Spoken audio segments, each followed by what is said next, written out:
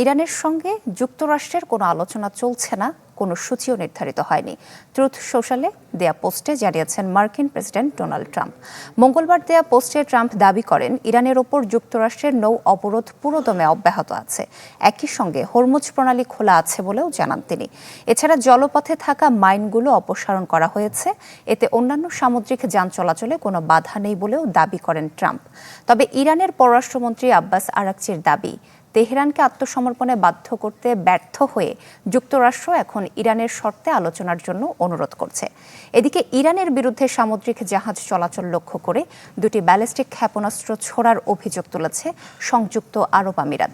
এর মধ্যে একটি আমিরাতের আঞ্চলিক জলসীমায় আঘাত হানে, আরেকটি সমুদ্রে গিয়ে পড়েছে বলে জানায় দেশটির প্রতিরক্ষা মন্ত্রণালয়।